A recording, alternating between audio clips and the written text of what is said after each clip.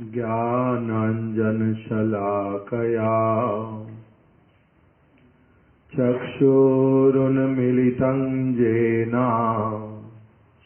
तस्मै श्रीगुरवे नमः।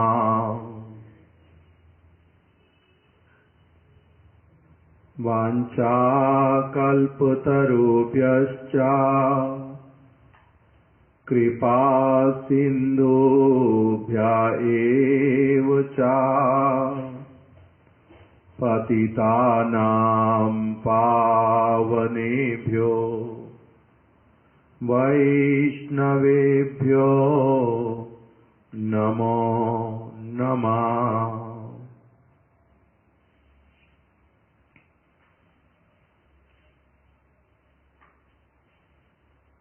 वन्देऽहं श्रीगुरो श्रीयुतपदकमलं श्रीगुरुन् वैष्णवांश्च श्रीरूपं साग्रजातं सहगण रघुनाथ अन्वितं तं सजीवं साद्वैतं सावधूतं परिजनसहितं कृष्णचैतन्यदेवं श्रीराधा कृष्णपादान् सहगणललिता श्रीविशाखान्वितांश्च श्रीकृष्ण चैतन्य प्रभु नित्यानंदा श्री अद्वैत गदाधर शिवासादि गौर भक्त वृंद। हरे कृष्णा कृष्णा कृष्णा हरे हरे, हरे राम राम राम हरे हरे। आचार्य केसरी श्रीमद् भक्ति प्रज्ञान केशव गोस्वामी महाराज। इस पुस्तिका, इस ग्रंथ में से हम लोग जीव के स्वरूप के विषय में श्रवण कर रहे हैं। श्रीला भक्ति विकास ऋषिकेश गोस्वामी महाराज जी ने एक बहुत अच्छा प्रश्न रखा और उसका उत्तर पहले शिला भक्ति रक्षक श्रीधर गोस्वामी महाराज जी ने प्रदान किया और उसी को ही विस्तार के साथ में और हमारे परम गुरुदेव हम लोगों को समझा रहे हैं।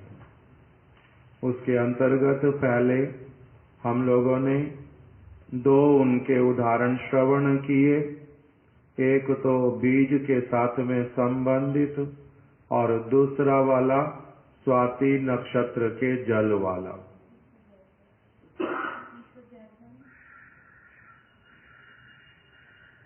इन दो उदाहरणों को हमने श्रवण किया अच्छी तरह से।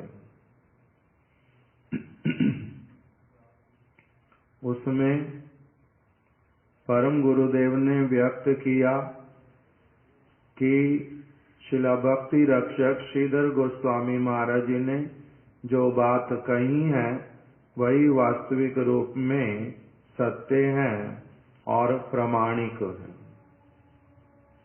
उन्होंने भी उसी प्रकार से ही निष्कर्ष दिया, जीव का जो स्वरूप है वो अपरिवर्तनशील है और साधु संग उसके उस स्वरूप को प्रकटित कराने के लिए आवश्यक एक घटक है। ये हम लोगों ने श्रवण किया।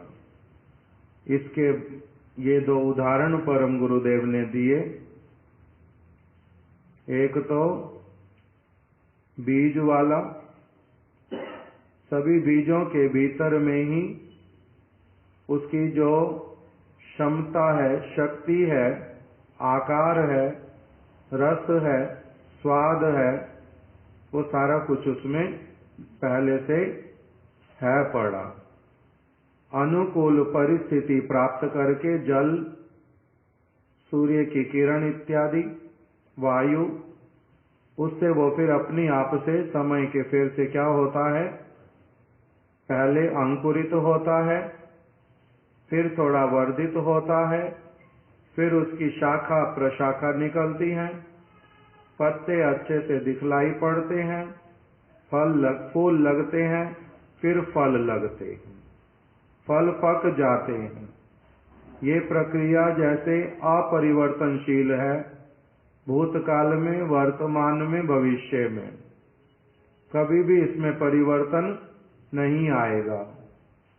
उसी प्रकार से जीवात्मा जो है उसका भी गठन के समय में बीज के साथ में भगवान ने उसके भीतर में पोटेंसी पहले से दी हुई है।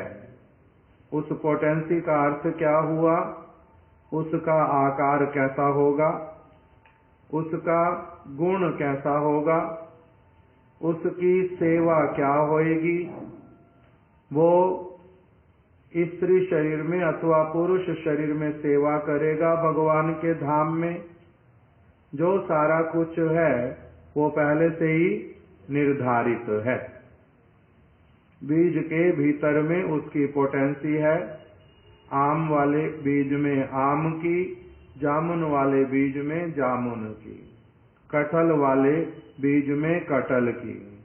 उसी प्रकार से प्रत्येक जीवात्मा उसका सख्य रस में सेवा है, अथवा शांत रस में है, अथवा माधुर्य रस में है, उसका क्या सेवा है, ये सारा कुछ पहले से ही निर्धारित है। दूसरा वाला उदाहरण दिया, स्वाति नक्षत्र का जल, उसमें क्या प्रमाणित करना चाहते हैं। पहले वाला उदाहरण जो बीज वाला सुना, वृक्ष के बीज वाला, उसमें तो प्रमाणित क्या कर दिया, बीज के भीतर में पोटेंसी है, बाहर में जल, वायु इत्यादि वो साधु संग है, वो मिलेगा।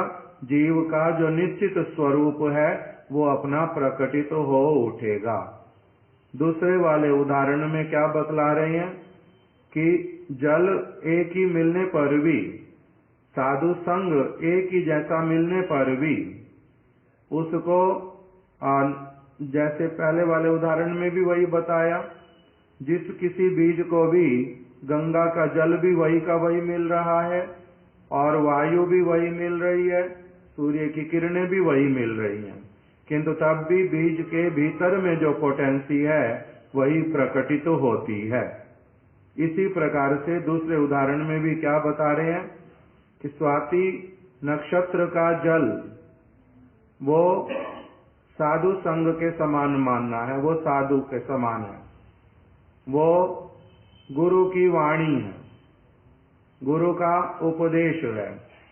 वही जो वाणी गुरु की, वही जब भिन्न भिन्न पात्रों पर पड़ती है, स्वाति नक्षत्र का जल पड़ा केले के वृक्ष के ऊपर, तो वो जल एकदम से उसने क्या प्रकटित कर दिया, वहां पर कर्पूर को प्रकटित कर दिया। हाथी के सिर के ऊपर पड़ा, वहां क्या प्रकटित हो गया, गजमुक्ता। गाय के खुर के ऊपर पड़ा अगर स्वाति बूंद तो उससे बन गया गोरोचन। सीप के अगर ऊपर पड़ा तो वो बन गया जल मोती, और सांप के सिर के ऊपर पड़ा तो वहां क्या बन गया, वहां पर भी मणि बन गया। तो अब जल एक ही था स्वाति नक्षत्र का, किंतु अलग अलग पात्र में जब पड़ा उसके साथ मिलने से ही प्रकटित क्या हुआ, एक अलग प्रकार का वस्तु। इसी प्रकार से एक ही गुरु पाद पद्म, एक ही साधु का उपदेश प्राप्त करके भी प्रत्येक जीव आत्मा अलग अलग प्रकार की वस्तु को प्रकाशित करती हुई दिखलाई पड़ती है। किसी का जिसका अपना जैसा स्वरूप वो प्रकटित होगा, किंतु साधु संग अनिवार्य है, इस बात को भी बार बार बताया।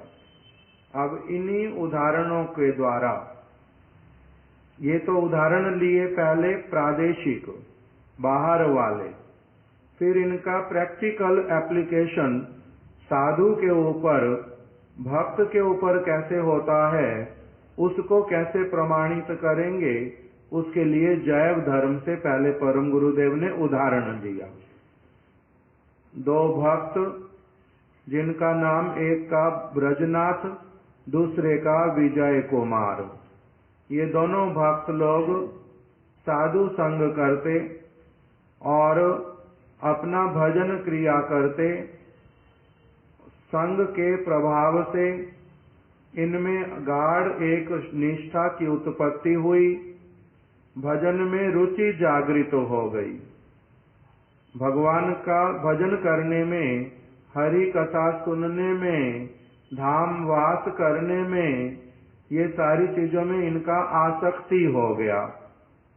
और अब फिर इनका जो है गुरु पाद पद्म यद्यपि सर्वज्ञ होने पर भी क्या करते हैं, इनके लक्षणों को देखा शिष्य के, कि इनका एक प्रकार का विद्या तो हो चुका, दोनों को इकट्ठे बैठ करके शिक्षा देते थे, किंतु फिर समय के फेर से उन दोनों में कुछ कुछ अंतर दिखाई दिया। एक की रुचि कैसी वाली हुई, सख्य रस में, दूसरे वाले की रुचि ज्यादा दिखाई दी माधुर्य रस में।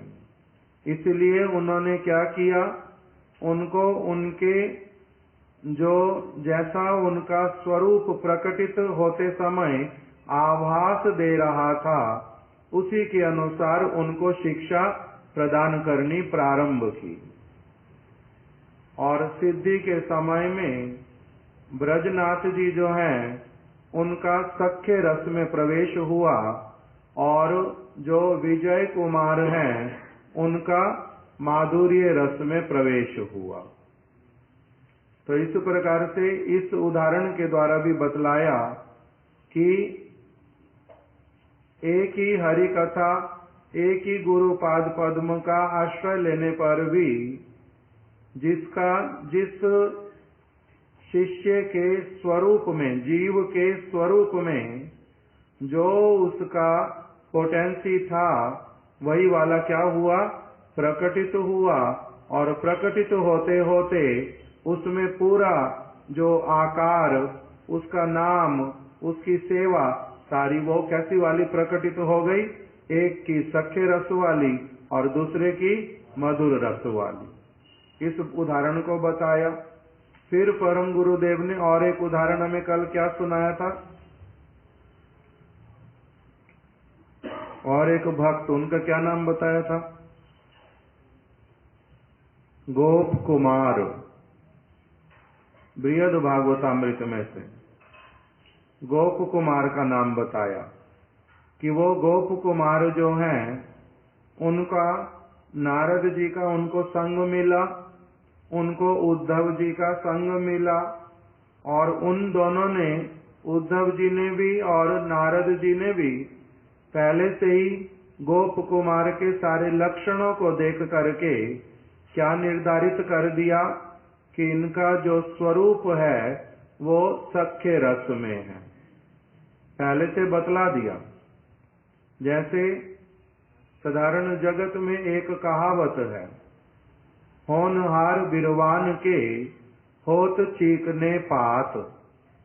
इसका अर्थ क्या होता है, होनहार होनहार मतलब नहीं,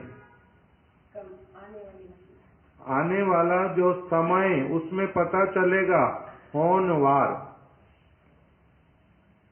होने वाली जो वस्तु होएगी उसका पहले से आभास मिलना प्रारंभ होता है।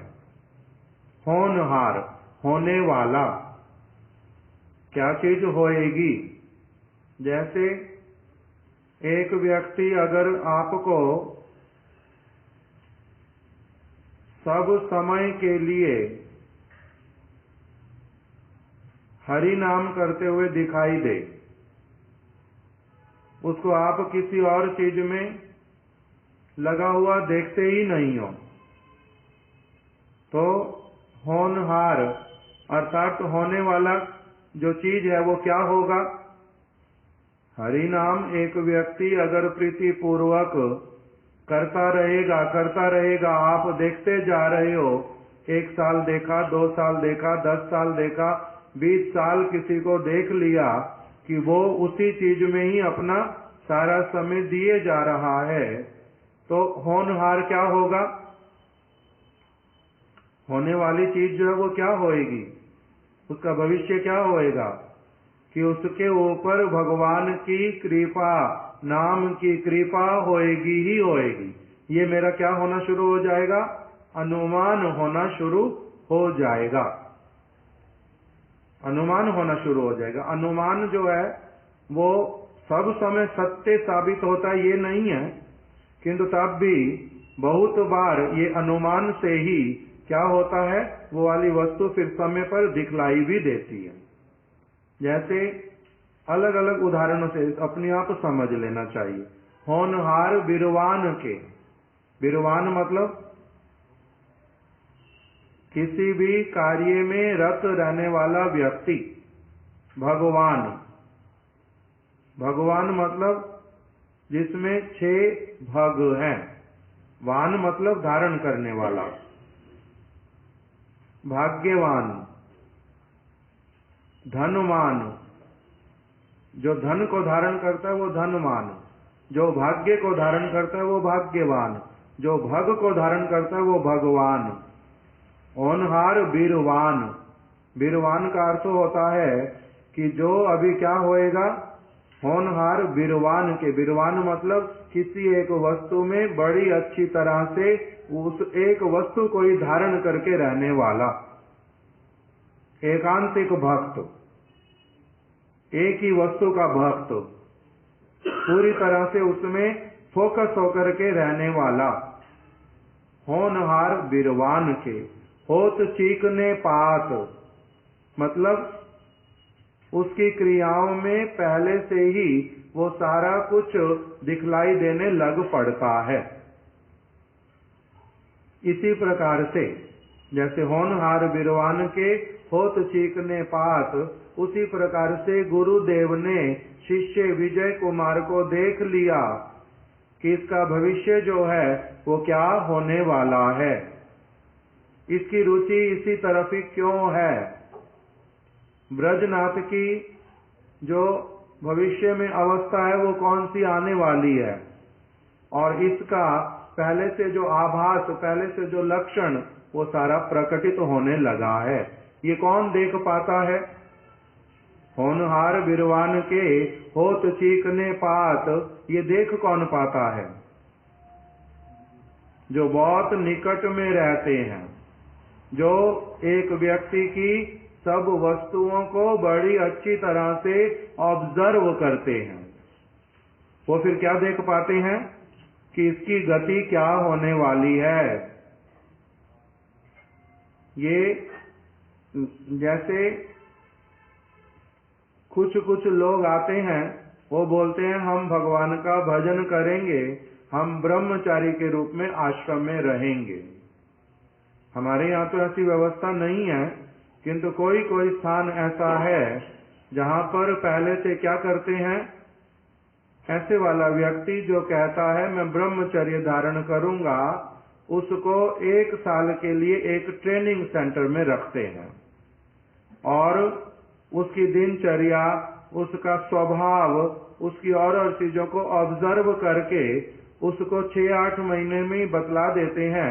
आप जितना भी प्रयास करो, आप ब्रह्मचर्य आश्रम में सफल नहीं हो पाओगे। आपके लिए गृहस्थ आश्रम में प्रवेश करके उस तरह से भजन करने से अच्छा होगा। और कोई कोई अपने आप से बोलता मैं गृहस्थ में जाऊंगा, उसको देख करके क्या कहते हैं, कुछ समय उसको रख करके कि आप भले ही कहो प्रवेश कर भी जाओगे, दुखी होगे, फिर उसको छोड़ करके फिर आप अलग से अपनी आप से रहोगे ही रहोगे। क्यों बताते हैं, कैसे बता देते हैं ये सारी चीजें? उसको ऑब्जर्व करके। होनहार बिरवान के होत चीकने पात, इसी प्रकार से उसमें कभी कभी कोई भूल भी होती है। कभी किसी को बोलते हैं आपका गृहस्थ वाला होगा तो उसका दूसरा होता है, किंतु वो एक्सेप्शनल केसेस होते हैं। अधिकांश वो क्या कर लेते हैं, पकड़ लेते हैं चीजों को। तो इसी प्रकार से गुरु पाद पद्म वो क्या करते हैं, उन्होंने विजय को और ब्रजनाथ को, इन दोनों का एक अवस्था आने पर भजन राज्य में उन्होंने क्या कर लिया, उन्होंने उनकी सारी वस्तुओं से उनमें कौन से रस का पूर्ण रूप में प्राकट्य होगा, उनका स्वरूप कौन से रस में है, मधुर रस में है, सच्चे रस में है, ये पकड़ लिया। और फिर उनको क्या किया, उसी के अनुसार ट्रेनिंग देनी प्रारंभ की। जैसे सद गृहस्थ होने पर उसके लिए भी एक अच्छी ट्रेनिंग चाहिए, और एक सद ब्रह्मचारी होने के लिए उसके लिए भी अच्छी ट्रेनिंग चाहिए। सद सन्यासी होने के लिए भी अच्छी ट्रेनिंग चाहिए। क्यों? पहले से यदि ठीक से उसके विषय में ट्रेनिंग ना हो, तब एक व्यक्ति क्या करता है, बहुत सारी भूल भ्रांतियों से, लड़ाई झगड़ों से, उलझनों से होते होते उसमें से निकलता है। किंतु यदि पहले से एक अच्छी और हेल्दी उसको अगर ट्रेनिंग मिले, तो वो बहुत सारी चीजों में मैच्योर होकर के पहले से ही उसी तरह से डील करता है। तो इसी प्रकार से गुरुदेव ने क्या किया, विजय और ब्रजनाथ को ये परम गुरुदेव ने उदाहरण दिया। और बृहद भागवतामृत का क्या उदाहरण दिया, गोप कुमार को पहले से ही, वो गोप कुमार जब नारद जी से मिले, गोप कुमार जब उद्धव जी से मिले, उस समय वो नए भक्त नहीं थे, बहुत पुराने भक्त हो गए थे, बहुत सारी चीजें अपना वो करते चल रहे थे। उनका अपना बहुत अच्छे स्तर तक एक उनका स्वरूप जो है वो प्रकटित हो गया था। उनका संसार की ओर मन बिल्कुल नहीं जाता था। भगवान की चीजों में से भी भगवान के ऐश्वर्य प्रदान जो वस्तुएं, वो उनमें आकर्षित नहीं हो पाते। वो जगन्नाथ जी को भगवान के रूप में जानने पर भी कहते हैं, प्रभु आप इस रूप में जो लीला करते हो वो मैं साथ आपके अधिक दिन तक नहीं रह पाऊंगा। आपको गले नहीं लगाने देते आपके सेवक, आपके साथ बैठ करके खाने नहीं देते, आप जब भोजन करोगे मैं आपको बैठ करके पंखा करूंगा, ये करने नहीं देंगे। इसीलिए मेरे को जहाँ पर इतना ज्यादा आपके प्रति प्रेम उमड़ रहा है, आपको एकदम से गले लगाना चाहता हूँ, ये लगाने देंगे नहीं, मैं तो यहाँ पर दुखी रहूंगा। तो इस प्रकार से ये सारी स्टेजेस पार करते करते उनका मन जो है एक अलग प्रकार की चीज को चाहता था। तो उनके उन लक्षणों को देख करके उद्धव जी ने और नारद जी ने क्या निर्णय किया कि ये तो इसका पहले से ही सारे लक्षणों का आभास मिल रहा है कि इसका जो स्वरूप है वो ब्रज में सख्य रस में है। ये वैकुंठ का परिकर नहीं है, ये राम लीला का परिकर नहीं हो सकता, ये नरसिंह लीला में प्रवेश नहीं करने वाला, इसका अलग प्रकार का स्थिति है, ये इसकी आकांक्षा बड़ी अलग। तो ये सारा कुछ ऑब्जर्व करके उन्होंने निर्धारित किया कि इसका रस कौन सा है, सख्य रस है। फिर परम गुरुदेव ने उदाहरण दिया था, श्री नारद गोस्वामी, उद्धव जी, हनुमान जी आदि किसी के भी संग के प्रभाव से गोप कुमार के स्वरूपगत सख्य भाव का परिवर्तन नहीं हुआ। उनको हनुमान जी का भी संग मिला, हनुमान जी की निष्ठा को उन्होंने देखा। हनुमान कैसे सब समय राम राम राम राम जपते हैं, कैसे प्रभु के प्रति मर्यादा बुद्धि है, किस प्रकार से वो अपना जीवन यापन करते हैं, कैसे भगवान राम की सेवा में जो आनंद है वो सारा वर्णन करते हैं। सब कुछ सुनते सुनते भी हनुमान जी के साथ बहुत दिन रहने पर भी गोप कुमार के मन में कभी भी नहीं आया कि मेरे को हनुमान जैसा सेवक बनना है। क्यों? ये सब समय प्रभु के साथ रह नहीं सकते, ये प्रभु के साथ बैठ के भोजन भी नहीं करते, ये प्रभु के साथ सोते नहीं हैं, उनको अपनी आप से जाके कभी गले नहीं लगाते, उनके कंधे पे चढ़ जाएंगे, उनको अपने कंधे पर चढ़ा लेंगे, उनको पकड़ करके ऊपर से नीचे गिराएंगे, उनकी छाती के ऊपर बैठ जाएंगे। ये तो कुछ नहीं कर सकते ऐसे वाला। तो फिर इस प्रेम में, इसमें तो शिथिलता है, ये वाले प्रेम में तो कमी है कुछ, मैं तो ऐसे वाला नहीं कर पाऊंगा। तो इसीलिए हनुमान जी का सेवा, उनके प्रति आदर भी किया बहुत, उनके प्रति भावना बड़ी अच्छी, ये बड़ी अच्छी तरह से प्रभु की सेवा करते हैं, किंतु मैं इनके जैसा नहीं, मेरे को तो सखाओं के जैसी सेवा करनी है। सखा भी अर्जुन जैसा नहीं, मैं अर्जुन के जैसी सेवा नहीं कर सकता, मेरे को तो ब्रज के सखा जैसी सेवा करनी है। तो इसलिए हनुमान जी का संग हुआ, उनको उद्धव जी का संग हुआ, उनको नारद गोस्वामी का संग हुआ, किंतु तब भी उनकी सेवाओं को भी देखा, उनके प्रति अच्छी भावना भी रही, किंतु मेरे को ऐसे वाली सेवा नहीं करनी, ये भी मन में रहा। किस लिए? क्योंकि उनका स्वरूपगत जो पोटेंसी है वो अलग है। तो इसलिए कह रहे हैं, यदि संग से स्वरूपगत सेवा का परिवर्तन होता, संग जो है आपके स्वरूप को प्रकाशित करवाएगा, किंतु आपके स्वरूपगत सेवा को परिवर्तित नहीं कराएगा। अगर परिवर्तन होता तब तो फिर गोपियों के संग से उद्धव का स्वरूप बदल जाता, किंतु उद्धव का स्वरूप बदला नहीं। उद्धव ने जब गोपियों की महिमा को देखा, अनुभव किया, उसके लिए प्रणाम किया, प्रार्थनाएं की बड़ी सारी, उनका आकर्षण हुआ। भले ही उनको प्राप्त नहीं हुई वो वस्तु, किंतु उनको आकर्षण हुआ। किस लिए? क्योंकि श्रेष्ठ वस्तु थी, अपने स्वरूपगत जो सेवा उससे श्रेष्ठ वाली थी, इसलिए उनका अलग हुआ। और इधर जो गोप कुमार जी, इन्होंने क्या देखा?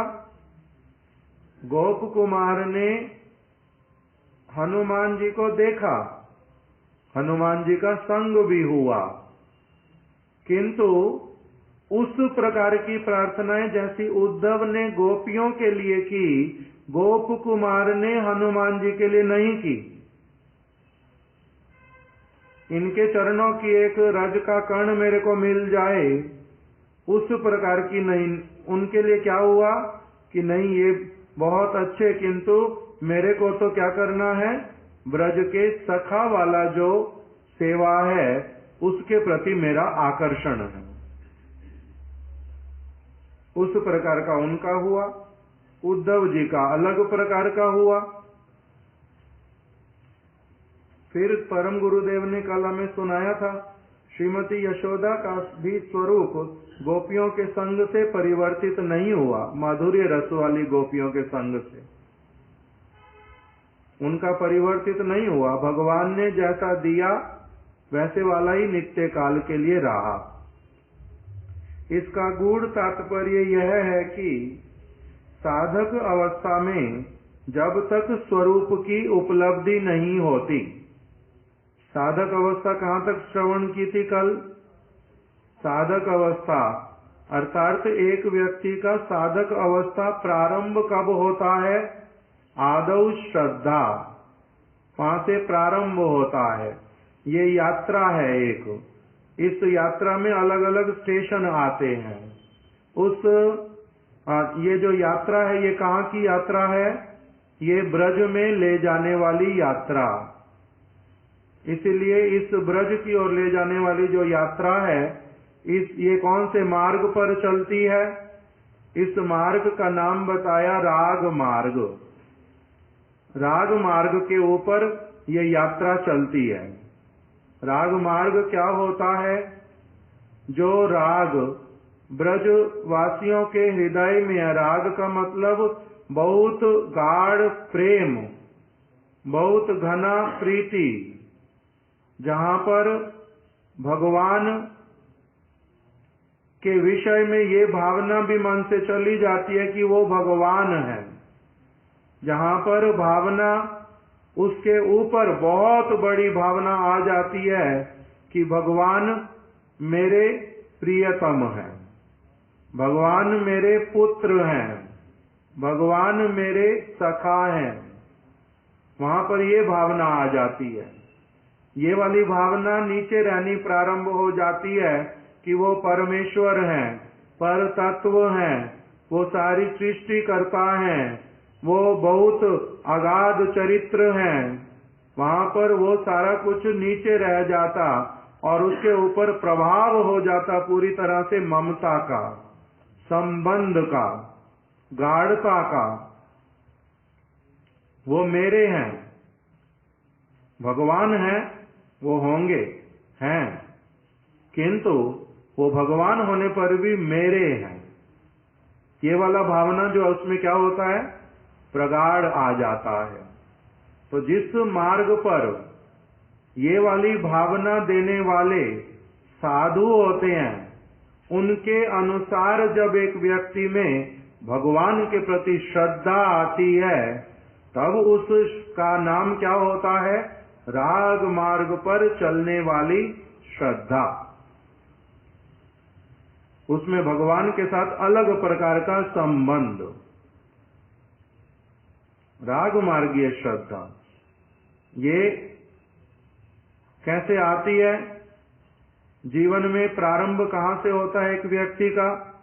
श्रद्धा भगवान के प्रति आना, श्रद्धा भक्तों के प्रति आना, श्रद्धा भगवान की ओर ले जाने वाले मार्ग की ओर आना।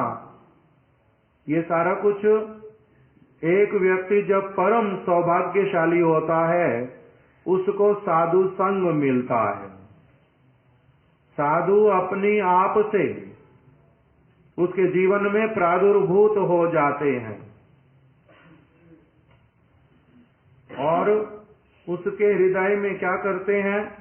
खेती करके उसके भीतर में श्रद्धा को वो क्या कर देते हैं? जागृत करवा देते हैं। उत्पन्न करना नहीं होता, जागृत करवाना। हमने अब ये वाला शब्द सीख लिया। गुरु पाद पद्म क्या करते हैं मेरे भीतर? मेरी वस्तु को जागृत करवाते हैं, ना कि मेरे में कोई नई वस्तु उत्पन्न करवाते हैं। जागृत करवा देते हैं श्रद्धा। फिर अपना निरंतर संग प्रदान करते हैं, भजन की क्रियाओं का महात्म्य बतलाते हैं, उसमें मेरे को नियुक्त करते हैं। मेरी अनर्थ वाली चीजें जो बीच में आती हैं, उसको कैसे मैं दूर रखूं, उसके लिए उपाय करते हैं। मेरे में निष्ठा उत्पन्न हो जाए, जागृत हो जाए, उसके लिए सारी चेष्टाएं करवाते हैं। तो इस प्रकार से एक व्यक्ति का क्या होता है, साधक अवस्था, इसको कहते हैं साधक अवस्था।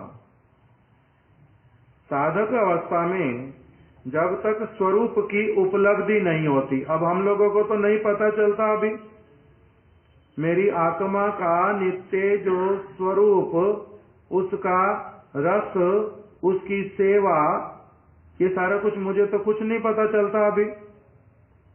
जैसे 5वीं क्लास के बच्चे को कभी पूछो कि आप आगे चल करके क्या बनोगे, तो वो क्या कहेंगे, अपने आप से कोई बोलेगा मैंने डॉक्टर बनना, कोई मैंने साइंटिस्ट बनना, मैंने फिल्म स्टार बनना, मैंने क्रिकेटर बनना, कुछ भी बोलेंगे। क्यों? क्योंकि उस समय वो रियलिस्टिक होकर के नहीं बोल सकते। केवल मात्र अभी जिस वस्तु को अच्छा समझते हैं, जिस किसी कारण से भी, उसका नाम केवल उल्लेख कर देंगे। किंतु फिर 10वीं 12वीं कक्षा में आते आते कुछ और स्पष्टता से बतलाने का, अपने हृदय की बात को उनमें योग्यता आ जाता है। किंतु तब भी परिवर्तन करते हैं बहुत बार। कोई कोई व्यक्ति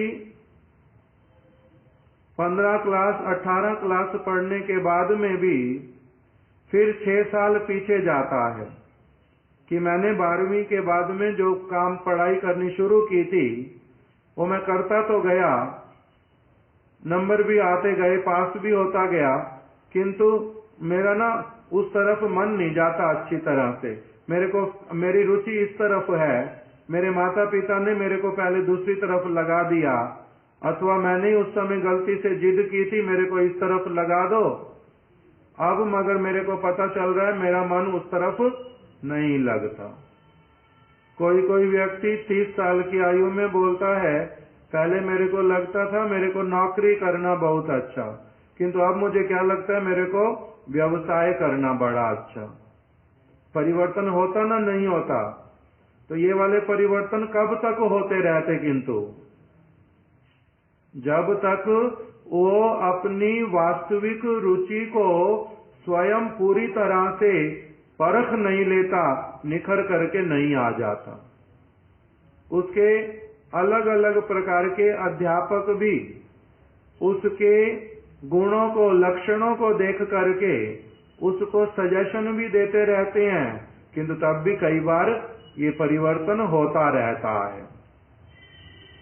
उसी प्रकार की सारी प्रक्रिया गुरु और शिष्य, साधु और साधक, इनके बीच में क्या है, वो चलती रहती है। उसी वस्तु में बोल रहे हैं कि साधक अवस्था में जब तक स्वरूप की उपलब्धि नहीं होती, जब तक स्वरूप की उपलब्धि नहीं होती, आभास होने लगता है, किंतु कौन से वाला आभास? यदि वो शुद्ध आभास है तब तो आदरणीय है, किंतु किसी किसी का शुद्ध आभास नहीं होता, केवल वो कलुषित आभास होता है। उस कलुषित आभाव में वो क्या करता है, उसने अभी श्रद्धा की स्टेज को और साधु संग करने को और भजन क्रिया करने को, अनर्थ निवृत्ति होने को समय दिया नहीं, इस तरफ आगे नहीं बढ़ा। पहले से ही श्रद्धा की अवस्था अभी ठीक से आई भी नहीं, शास्त्रों में दृढ़ विश्वास हुआ नहीं, साधु के साथ में अभी वास्तविक शुद्ध साधु, उसको मिलना, उनके साथ कैसा व्यवहार, कैसा संबंध, ये सब कुछ हुआ ही नहीं।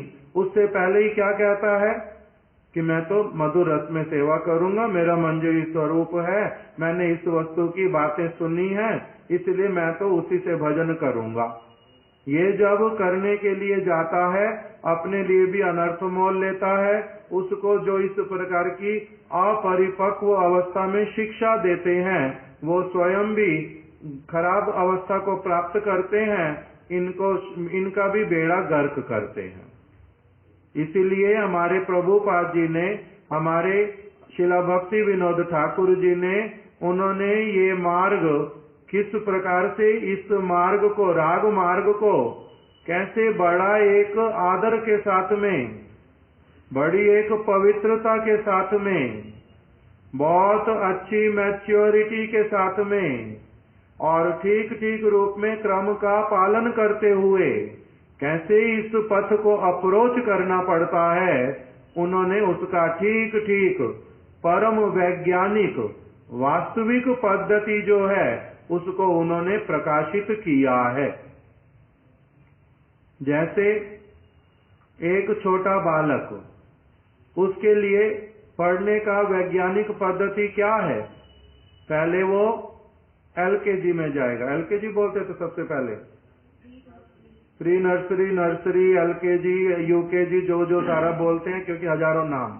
हम लोग जब पढ़ते थे पहली से ही पढ़ना शुरू किया, पहली में गए, फिर अगले साल दूसरी में, इसलिए वो सब कुछ पता नहीं है।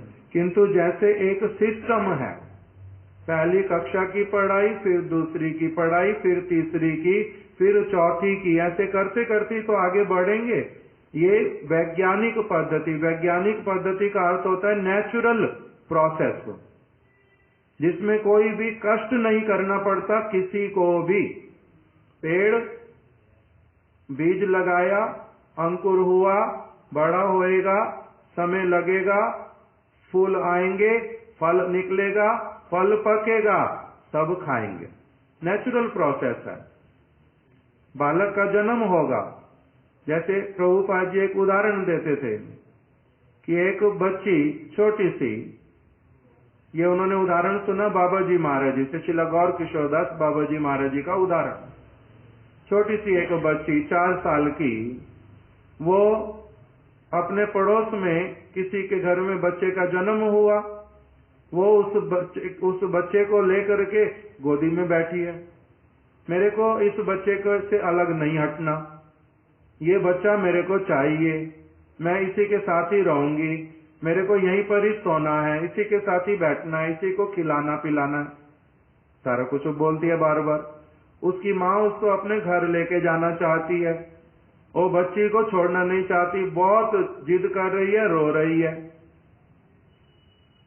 उसकी माँ ने उसको कहा कि मैं तेरे को कल जो है एक और तेरी अपनी बच्ची दिला दूंगी, ये तो इनकी है ना, इनकी बच्ची इनको दे दे, ये तेरे को थोड़ा ना दे देंगे, मैं तेरे को कल तेरी बच्ची दिला दूंगी। तो थोड़ा सा कन्विंस हो गई, जरूर दिला दोगे ना, कल जरूर दिला दोगे ना मेरी बच्ची को, मैं इसको छोड़ दूं ना अभी, मेरे को सच में बोला जरूर दिला दोगे ना? बार बार बोलती, हाँ दिला दूंगी। अभी रात को आते आते कि आज सुबह कितने बजे मेरी बच्ची मेरे को मिलेगी, सुबह मेरी बच्ची मेरे को कितने बजे मिलेगी। तो अभी उसकी माँ ने उसको क्या कहा कि सुबह जब तू सो के उठेगी ना तभी मिलेगी, जब सो के उठेगी तभी मिलेगी। अच्छा मैं अभी सो जाती हूँ, फिर मेरे को उठने पर मिलेगी ना, मेरे को उठने पर मिलेगी ना? हाँ हाँ मिलेगी, उठने पर अपनी आप मिल जाएगी। अभी इनका क्या काम है, अभी माता का उसको जिस किसी तरह से वो बात भुलाना। और वो क्या कह रही है बच्ची, देखो अगर मेरे सोते सोते मेरी बच्ची हो जाए ना तो मेरे को उठा देना जरूर, सोते सोते अगर मेरी बच्ची हो जाए मेरे को जरूर उठा देना। तो उसकी माँ उसको क्या उत्तर करे? बाबा जी महाराज कहते उसकी माँ ने उसको बोला, उसको समझ तो आया नहीं बच्ची को, किंतु उसकी माँ ने उसको क्या कहा, जब तेरी बच्ची होएगी ना तो सारी दुनिया को सिर पे उठा लेगी, तेरे को कौन उठाएगा उस समय? तो इस सबको क्या करेगी? सिर पे उठाएगी। बात सच बोली ना झूठ? किंतु उसको समझ आया नहीं और वो अपना चुपचाप सो भी गई और मन में ये आशा, लड्डू फूट गया, सुबह मेरे को क्या मिलेगी? बच्ची मिलेगी। तो इसी प्रकार से अगर कोई व्यक्ति अगर केवल मात्र ये ब्रज का मंजरी भाव, कृष्ण का माता पिता बनना, कृष्ण का सखा बन जाना, ये सारी बातें केवल इस तरह से सुन ली और सुनने के साथ साथ में क्या शुरू कर दिया मन के भीतर में, मेरे को तो सखा बनना है, मेरे को तो गोपी बनना है। गोपी बनते कैसे हैं, उसका चिंतन करना पड़ता है, ध्यान लगाना पड़ता है। ऐसे गोपी स्वरूप होता है, वहां पर कुंज में जाते हैं, वहां पर ये वाली सेवा होती है, वहां पर मैं भी ये देखूंगी, मैं भी ये करूंगी। तो इस प्रकार से अगर करने बैठते हैं तो कभी भी उसका कुछ फल निकलता ही नहीं है, उसका फल नहीं निकलता। क्यों? क्योंकि वो नेचुरली नहीं है, वो तो अननेचुरल। नेचुरल प्रोसेस क्या है?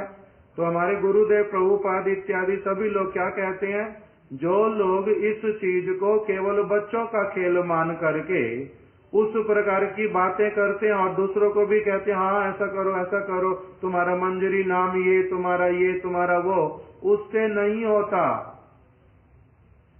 उससे नहीं होता कुछ भी।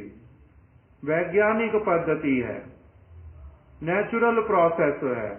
जैसे बच्चा पढ़ाई करते करते आगे जाता है, इसी प्रकार से ब्रज भाव को प्राप्त करने के लिए जो क्रम बतला दिया किसने? सिद्ध महापुरुषों ने, रूप गोस्वामी जी ने, श्री चैतन्य महाप्रभु ने, उन्होंने ये क्रम बतलाया। आदौ श्रद्धा, ततो साधु संग, भजन क्रिया, अनर्थ निवृत्ति, निष्ठा, रुचि, आसक्ति, भाव, प्रेम, राग, अनुराग, मान, प्रणय, ना पहले आ गया मान, प्रणय, राग, अनुराग, मोदन, मादन, ये सारे क्रम बतलाए एक के बाद एक कि ये प्रेम होता कैसे वाला है। ये नेचुरल प्रोसेस है। इसको पालन करता है जब एक व्यक्ति गुरु पाद पद्म की शरण लेकर के साधुओं का वास्तविक संग प्राप्त करके हरि नाम करते हुए भगवान की कथा को सुनते हुए, तब उसका क्या होता है? तब उसका जो दर्शन, उसका आगे बढ़ना, भगवान कृष्ण ने भागवत में बतला दिया कि मेरा भक्त मेरी कथाओं को साधु मुख से श्रवण करते करते और भजन की क्रिया को ठीक से करने पर ऐसे सूक्ष्म से सूक्ष्म मेरा जो स्वरूप, जिसको कोई देख नहीं सकता, मेरा धाम, मेरा नाम, मेरा रूप, मेरे परिकर, मेरी लीला, जिनको कोई इन चर्म चक्षुओं से देख नहीं सकता, जिसके अभी आत्म नेत्र उत्पन्न नहीं हुए, वो देख नहीं सकता, किंतु ये क्रिया पालन करते करते उसमें ऐसे योग्यता आ जाता है जैसे एक व्यक्ति के आंखों में अंजन लगाते लगाते धीरे धीरे उसके आंखों की जो सूक्ष्म वस्तुओं को देखने की योग्यता बढ़ती जाती है,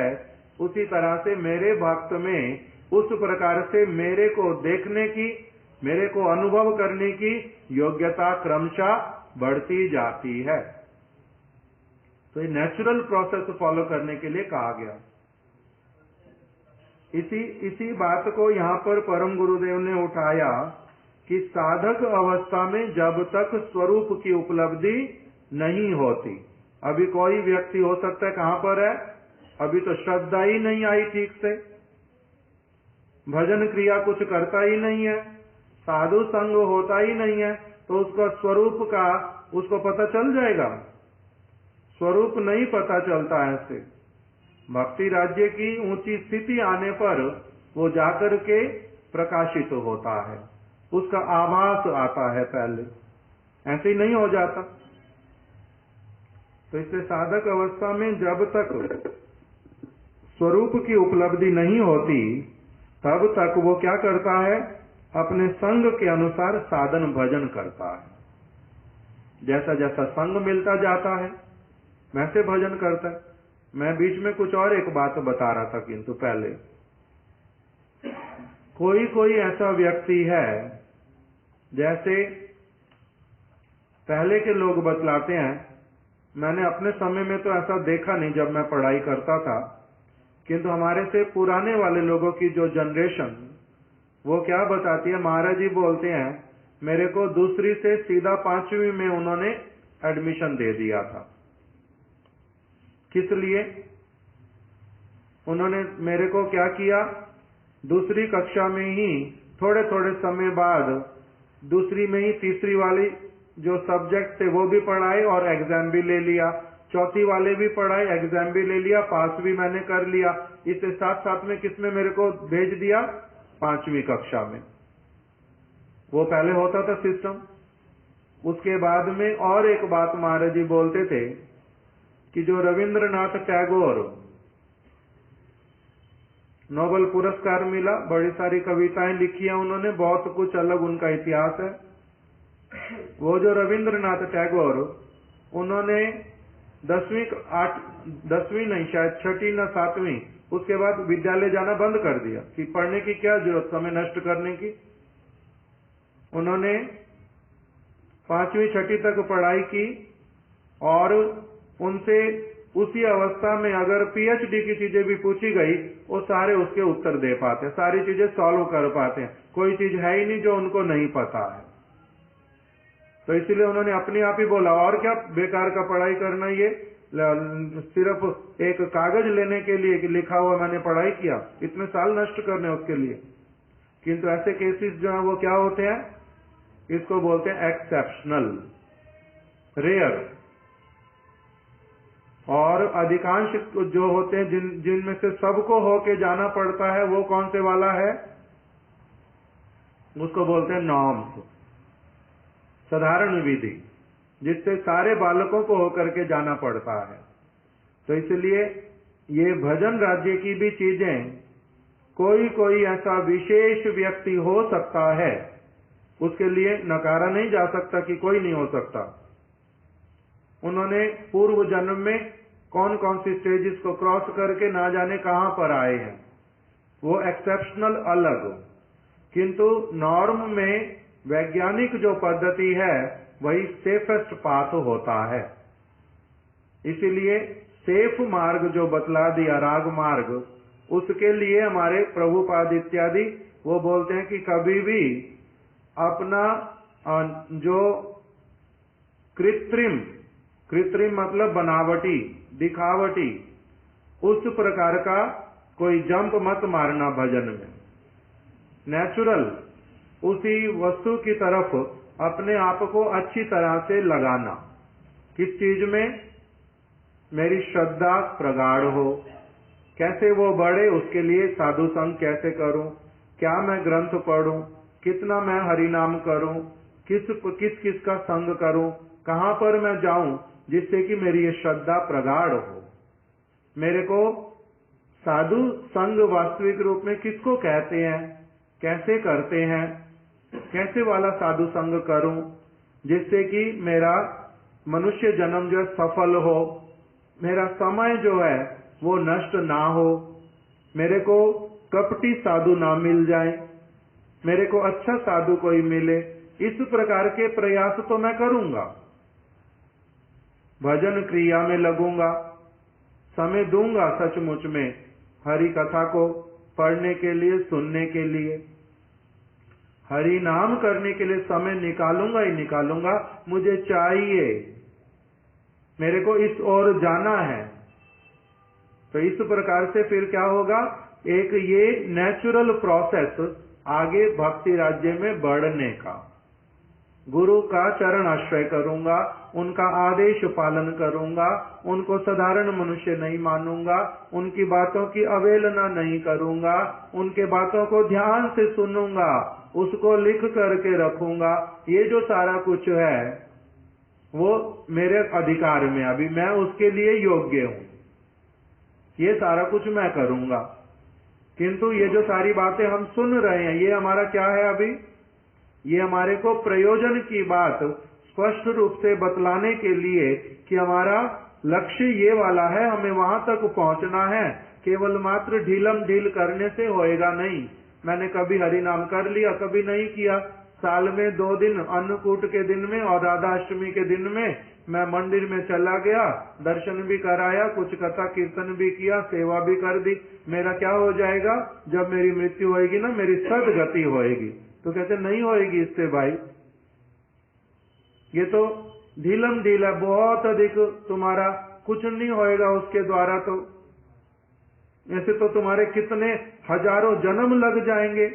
जैसे अगर कोई कहे कि मेरे को तो 1 साल में केवल क्या करना है, ABCD पूरी सीखनी है, 1 साल उसमें लगाऊंगा पूरा, और फिर दूसरे साल में क्या करना है, दूसरे साल मैंने विद्यालय जाना ही नहीं है, उस तीसरे साल भी नहीं जाना, उस समय तो मेरे को जो है अलग अलग कामों में व्यस्तता है, मैं और किसी तरफ रहूंगा। 4 साल के बाद में फिर ABCD से आगे क्या सीखना होता है वो सीखने के लिए जाऊंगा।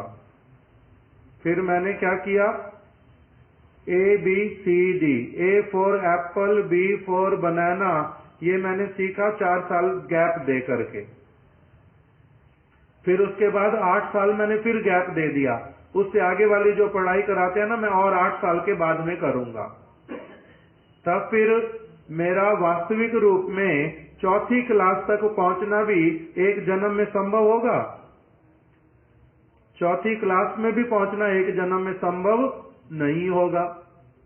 मगर अगर मैं चाहता हूं कि जैसे एक बच्चा 20 साल में पूरी तरह से ज्ञानवान होकर के जो उसका कैलिबर, उसको पूरा वो बेस्ट अपना दे पाता है, वो 20 साल फिर मेरे को क्या करना पड़ेगा, 20 साल में जिस प्रकार से वैज्ञानिक पद्धति पढ़ने के लिए कहती है, मैं वैसे वाला ही पढ़ाई करते हुए चलूंगा, ध्यान दूंगा।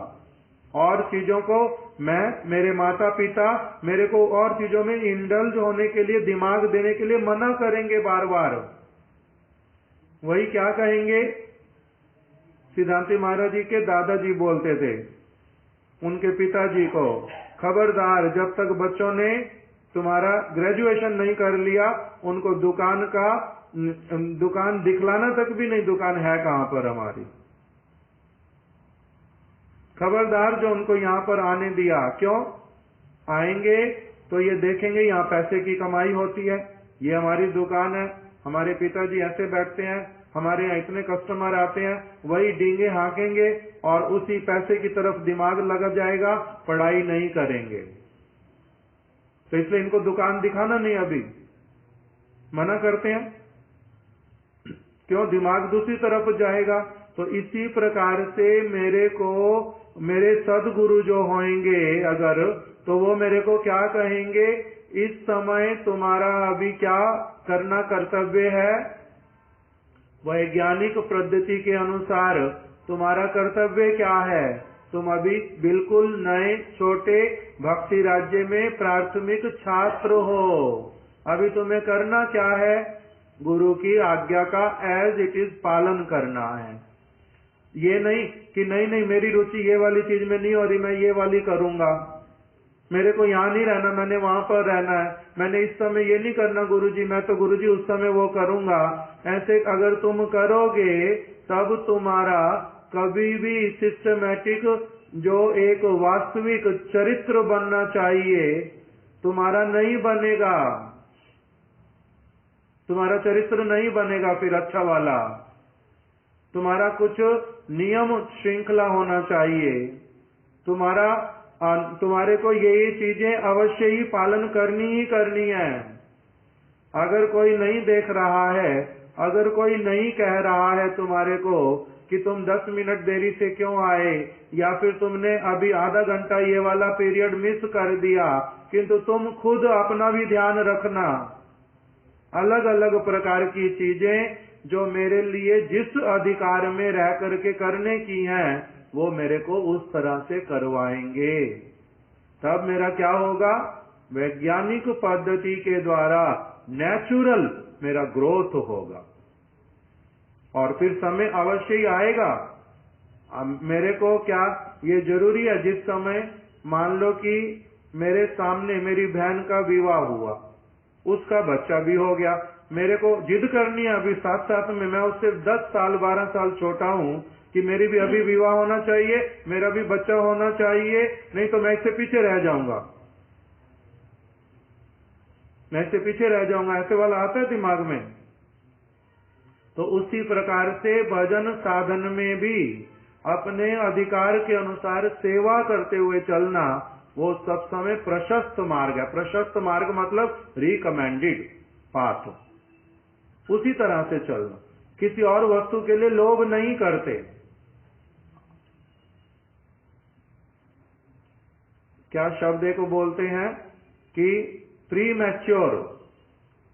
प्रीमैच्योर चीज अगर कोई भी प्राप्त करो वो अच्छी नहीं होती, या फिर अगर उसको अभी क्या बोलते हैं, लौकी, उसके ऊपर क्या लिक्विड कुछ डालेंगे, 2 दिन में ही बहुत बड़ी हो जाएगी। जो भी उसको वो कुछ खराब उसका कर देते उल्टा। इस प्रकार का जो करवाते हैं, जो समय पर किसी को उचित शिक्षा नहीं देते अथवा बेसमय पर उसको ऐसी चीजें सारी बता देते जिससे उसका दिमाग खराब हो जाता है, ऐसे वाले गुरु, ऐसे वाले साधु को साधु नहीं कहते। प्रभुपाद जी ने, भक्ति विनोद ठाकुर जी ने इसको बड़ा ही इसके ऊपर ध्यान दिया, बहुत अधिक ध्यान दिया। तो इसीलिए यहाँ पर परम गुरुदेव बोल रहे हैं कि साधक अवस्था में जब तक स्वरूप की उपलब्धि नहीं होती, स्वरूप मैं चाहता हूं मेरा प्रकटित हो, मैं चाहता हूं सचमुच में कि मैं राधा कृष्ण की सेवा करूं, मैं अपने गुरुदेव की सचमुच में सेवा करूं, किंतु उसके लिए क्या चाहिए, ये सिंसियरिटी कि मेरे को केवल मात्र 2 दिन 4 दिन की सेवा नहीं और उसके बाद में फिर छुट्टी। कोई व्यक्ति जैसे क्या करते हैं, हरि नाम करना, हरि नाम करना, हरि नाम करना। हमारा गुरु भाई राधे श्याम, गुरु जी ने क्या सेवा देनी उसकी तरफ ध्यान नहीं, जो उसको साधु संग करने के लिए कहा उसकी तरफ ध्यान नहीं, सिर्फ और सिर्फ क्या बोलता था वो, यहाँ इतने सर्व सिद्धि होई बे सवार, हरि नाम से सर्व सिद्धि होएगी, हरि नाम से सर्व सिद्धि होएगी, इससे हरि नाम करना, हरि नाम करना, हरि नाम करना। ना ग्रंथ पढ़ना, ना साधु के पास जाना, बड़े से बड़े साधु के बिल्कुल निकट में आने पर भी वहां जाने से उल्टा कतराना, मेरा समय नष्ट करेंगे, मेरा हरि नाम कम होगा, इस प्रकार की बातें बोलता। 2 साल 3 साल कर लिया अच्छे से, उसके बाद में डीजे ले आया बड़े बड़े, बेकार हरि नाम करना, कितना हरि नाम करो कुछ नहीं होता इससे, मेरा नहीं मन लगता। अब मेरे को ना कीर्तन सुनना ना कथा सुननी, मेरे को अब संसारी गाने सुनने हैं। रात को 2:30 बजे वृंदावन में चला देता हूँ, डीजे करोल बाग से ले आया खरीद के, और 2 महीने के बाद में ही बोलता है अगर मेरे साथ में विवाह नहीं किया किसी ने, मेरे को अगर किसी ने मेरा विवाह नहीं करा दिया मैं आत्महत्या कर लूंगा। हो गया तो भजन, सर्व सिद्धि हरि नाम से होगी नहीं हो गई, वो तो हुआ नहीं। ये सामने सामने ऐसे वाले बहुत उदाहरण आते हैं एक के बाद एक के बाद एक। तो इसलिए यहाँ पर बोल रहे हैं कि जब तक तुम्हारा योग्यता नहीं आता, जिस चीज का योग्यता उसी चीज को करना है। कैसे मेरा योग्यता आया, मेरे को कैसे पता चलेगा, अभी कैसे पता चलेगा, नहीं पता चलता। इसीलिए हमारे लिए पहले क्या कहा गया, गुरु पदाश्रय करोगे, गुरु से दीक्षा लोगे, गुरु से शिक्षा लोगे, उनके निर्देश अनुरूप जीवन यापन करोगे, अभी तुम्हारा गुरु के प्रति विश्रम्भ भाव भी नहीं आ सकता, दृढ़ विश्वास भी तुम्हारा नहीं उत्पन्न हो सकता। छोटे बच्चे का माता पिता के लिए प्राण देने का कामना आ जाता है, छोटे बच्चे का अपनी सारी चीजों को सैक्रिफाइस कर दूंगा, माता पिता के लिए कर लूंगा, ये आ जाएगा, वो भी नहीं आता। तो फिर कैसे कहेंगे कि क्या मुझे प्राणों से प्यारे हो गुरुदेव, मुझे प्राणों से प्यारे हो। प्राणों से प्यारे कहने से आसान है, कहने में आसान है, किंतु ये स्टेज आना इतना सहज है। नहीं तो माला जपूं तेरी, मेरे दोष भुला देना, माला जपना नित्य प्रति उनकी, मेरा अपना सारा कुछ, मेरा कुछ नहीं रहा, अब सारा कुछ उनके लिए उल्टा करूंगा, ये स्टेज आना इतना आसान है। जन्म जन्म मुनि यतन कराई, इसमें समय लगता है, समय लगेगा, कोई बात नहीं, उसके लिए चिंता होता नहीं है, किंतु पॉजिटिव प्रोग्रेस करूं, रियल पाथ पे चलूं। अगर मैंने गलत मार्ग पकड़ लिया तब भी तो कुछ होएगा नहीं, उस प्रकार का सारा साधक अवस्था में सावधानी बरतने के लिए कहते हैं। इसलिए ऐसा कोई साधु हो, ऐसा कोई मेरा पारमार्थिक बंधु हो जो इस चीज में मेरे को क्या करेगा, सब समय के लिए मेरे को साथ देगा। कि हम लोग भाई अभी अनाधिकार चर्चा तो नहीं कर रहे। अनाधिकार चर्चा मतलब अपनी जैसे अपने पॉकेट में 50 रुपए हैं, खर्च मैंने कर दिए 2000 रुपए लोगों से उधार ले करके, और फिर रोता फिर रहा हूं, इनके चुकाऊं कैसे, इनका चुकाऊं कैसे, मेरी जान क्यों खाते हैं, बार बार क्यों बोल रहे हैं, ऐसा काम क्यों करना। तो ऐसे वाला बंधु जो मेरे को क्या करेगा, सब समय सद शिक्षा देगा। उस प्रकार का पारमार्थिक संग जब मिलता है तब एक व्यक्ति का नेचुरल प्रोग्रेस जो है वो अच्छे से होता है, उसकी ट्रेनिंग होती है। किस प्रकार से वैष्णवों से व्यवहार करना, कैसे भजन जीवन यापन करना, कहां पर कौन सचमुच में साधु वाला काम तुम्हारे को नहीं करवा रहा, कौन तुम्हारे को कुछ और करता हुआ दिखाई दे रहा है, हर एक चीज को एक व्यक्ति क्या करेगा, सीखते हुए चलेगा। तभी तो वास्तविक रूप में प्रोग्रेस करेगा। इसलिए साधक अवस्था में जब तक स्वरूप की उपलब्धि नहीं होती तब तक अपने संग के अनुसार साधक साधन भजन करता है। इसलिए हमारे गुरुदेव क्या कहते थे, कोई कोई उनको बोलता था कि गुरुदेव मेरे को जो आप मंत्र आपने दिए ना इनका अर्थ बता दो।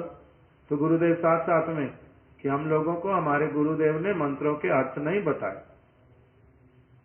वो क्या कहते थे, तुम्हारे को अभी समय पर इनको जप करना है, इतना उन्होंने बताया। दूसरा तुम्हें क्या करना है, हरि नाम निश्चित संख्या नित्य प्रति करनी है। हरि कथा के बिना रहना नहीं, नित्य प्रति हरि कथा सुनना, और ग्रंथ पाठ करना, निर्धारित सेवा जो मिली है उस सेवा को करना अवश्य। सेवा में ढील मत देना, अवज्ञा मत करना। निर्धारित सेवा जो है वो तो करोगे, अगर बीच में कभी गुरुदेव ने वैष्णव ने कोई विशेष सेवा बोली उसको भी कर देना, उसके लिए नानुकुर नहीं करना। इस प्रकार का जो सारा उपदेश कहते तुम्हारा क्या है, अभी उस जिस प्रकार का संग मिलेगा भगवान की कृपा से, उस समय उनके दिशा निर्देश अनुसार क्या करते हुए चलना पड़ता, साधन भजन करना पड़ता है। इसी का नाम साधन भजन है। मन माने तरीके से कुछ भी करते रहना उसको साधन भजन नहीं कहते।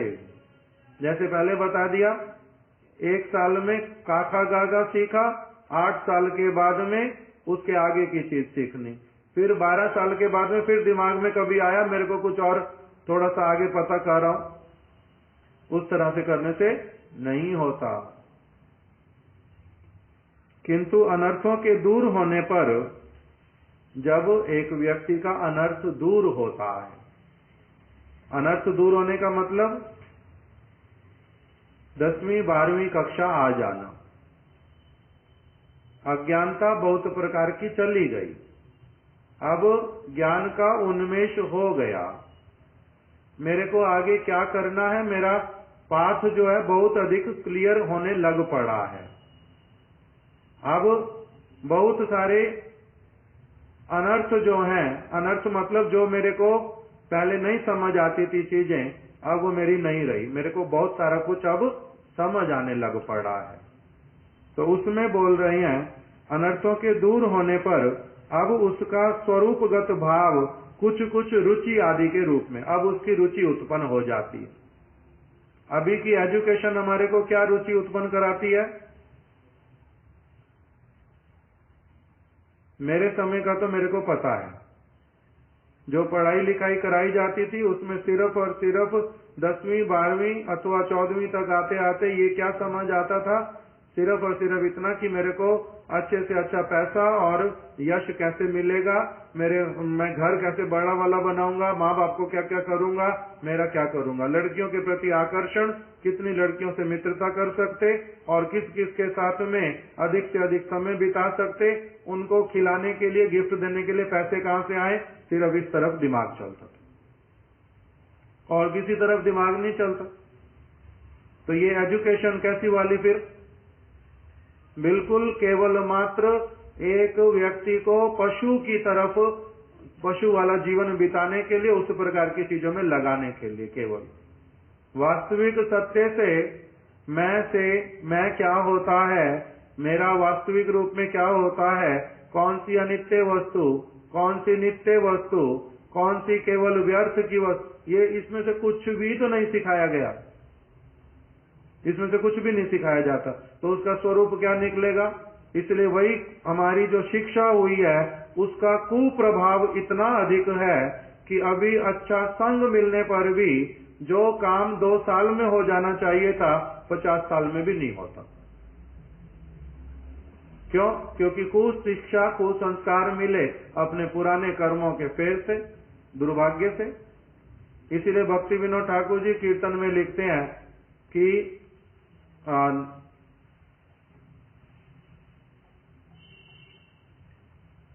कौन सा कीर्तन, किसी को स्मरण है? शैशव यौवने जड़ सुख संगे अभ्यास होइलो मंद, निज कर्म दोषे ए देहे होइलो भजनेर प्रतिबंध। शैशव अवस्था में, यौवन अवस्था में, शैशव यौवन जड़ सुख संगे, मेरे को सुख क्या सिखला दिया? केवल पैसा और अच्छा घर, अच्छी स्त्री, ये जड़ सुख सिखला दिया। शरीर, शरीर का आकर्षण, मीठी मीठी भाषा, केवल वही सिखा दिया। और जितने दिन तक तुम्हारा इनके साथ में बनता है बहुत अच्छा, नहीं बनता किसी दूसरे को ढूंढो। एक साथ में 4-4 लोगों के साथ में दोस्ती करके रखो, उसकी बात उसको नहीं पता चले, इसकी बात उसको नहीं पता चले, कैसे छिपाना, घर में भी ना पता चले, बाहर भी ना, सारा कुछ यही सीखा बस। जड़ सुख संगे अभ्यास होइलो मंद, मेरे जीवन का अभ्यास कैसा हो गया? बिल्कुल मंद। मंद मतलब घृणित, निम्न स्तर वाला। मैं मनुष्य इससे ऊपर उठूंगा वो नहीं होकर के मेरी शिक्षा ने, मेरे समाज के लोगों ने मेरे को क्या सिखाया? उल्टा, मनुष्य से भी नीचे गिरो, पशु जैसे बनो, वो सारा कुछ सिखलाया। तो इसीलिए वो क्या बोल रहे हैं? शैशव यौवने जड़ सुख संगे अभ्यास होइलो मंद, निज कर्म दोषे। ऐसा क्यों हुआ मेरे साथ में? किसका दोष है? समाज का दोष, माता पिता का दोष, लोगों का दोष। कहते नहीं भाई, इनको दोष देने से क्या होगा? निज कर्म दोषे, तुम्हारे अपने कर्मों का दोष। इसलिए ऐसा माँ बाप मिला, ऐसा जन्म स्थान मिला, ऐसे वाले समाज मिला, ऐसे वाले अध्यापक मिले, ऐसा एजुकेशन सिस्टम मिला। इसके दोष किसका? निज कर्म दोषे। उसी के फल स्वरूप क्या हो गया? ए देहे होइलो भजनेर प्रतिबंध, तुम्हारी ये जो देह है अपनी ही, तुम्हारा अपना जो मन इत्यादि है, वही तुम्हारा अच्छी चीज को प्राप्त करने में सबसे बड़ा बाधक बन गया। अब चाहता हूं मन इस तरफ कहीं ना जाए, भगवान की तरफ जाए। चाहने से क्या होता है? अभ्यास कैसा हो रखा है? मंद। इसे चाहने से भी होता नहीं। अब क्या करना पड़ रहा है उसके लिए? फिर हमारे महाराज जी कहते थे फिर भी निराश नहीं होना। अब क्या करना? कह रहे हैं जैसे रिकॉर्डिंग टेप रिकॉर्डर पे पहले हो रखी, उस रिकॉर्डिंग को अब ओमिट करने के लिए, डिलीट करने के लिए इसके ऊपर क्या करते चलो? नई रिकॉर्डिंग करते चलो। नई रिकॉर्डिंग करने से क्या होगा? पुरानी वाली रिकॉर्डिंग अपने आप से एक एक करके मिटती जाएगी, नई वाली रिकॉर्डिंग होएगी। वो नई रिकॉर्डिंग क्या है? किससे आएगी? साधु संग से, हरि कथा से, भजन क्रिया करने से। अभ्यास अब ये वाला बनना शुरू होएगा।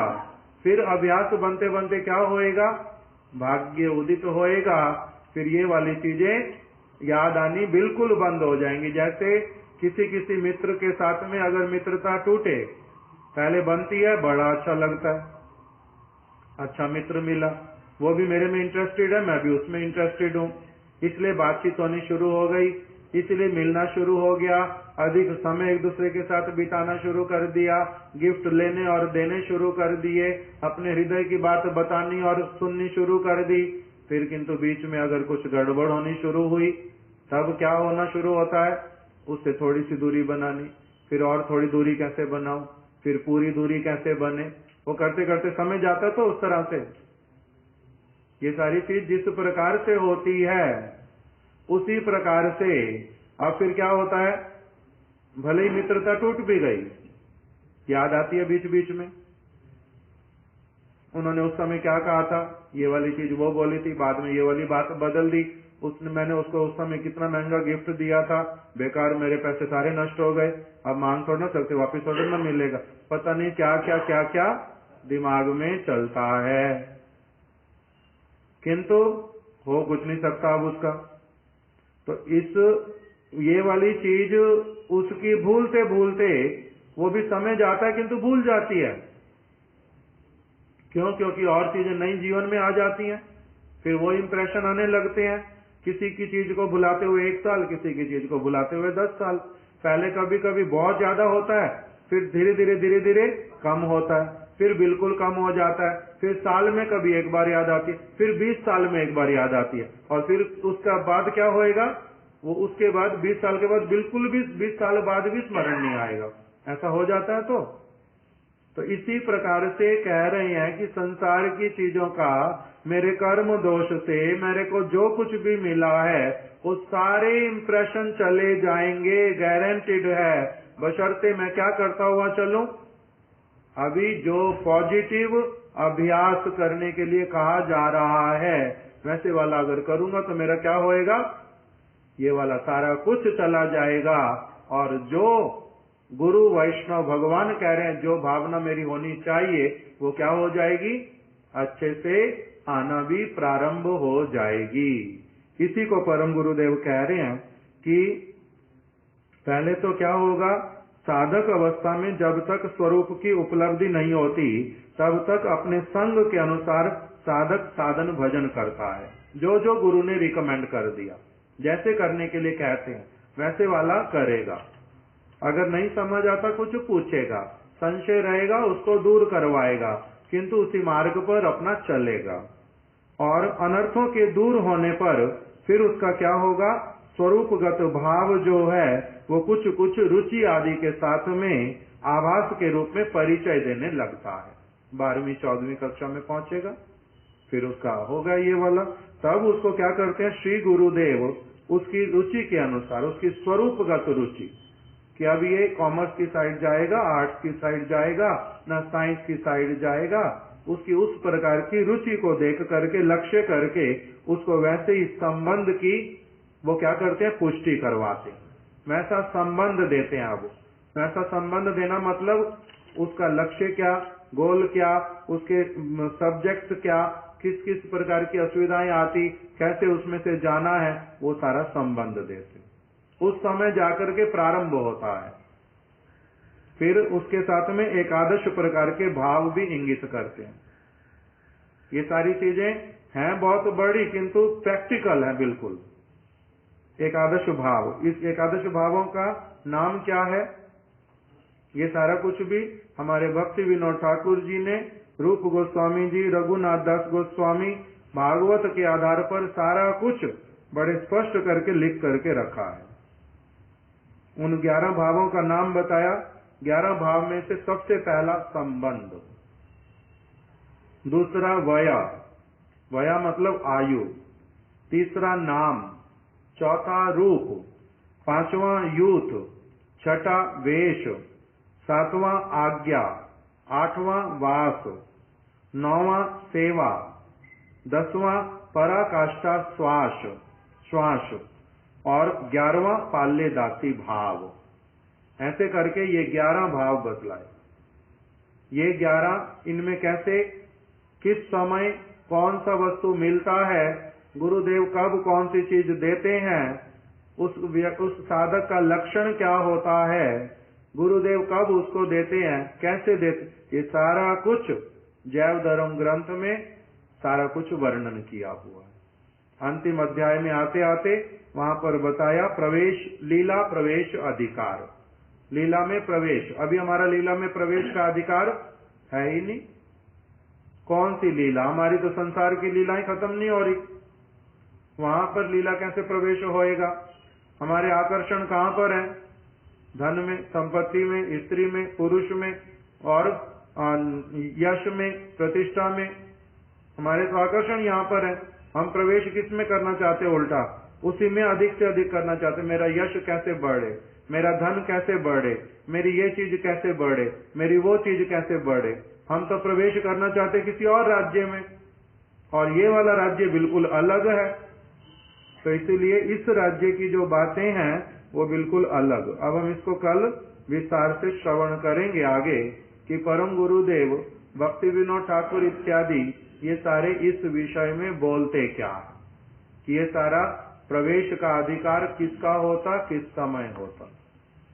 तब जाकर के फिर होता है कि ये वाली सारी बात परम गुरुदेव ने एक पंक्ति में बोल दी कि स्वरूपगत रुचि, उसमें गुरुदेव क्या करते हैं, वैसा ही संबंध एकादश प्रकार के भावों को उसको इंगित कर देते हैं, उसी तरफ आगे बढ़ा देते हैं।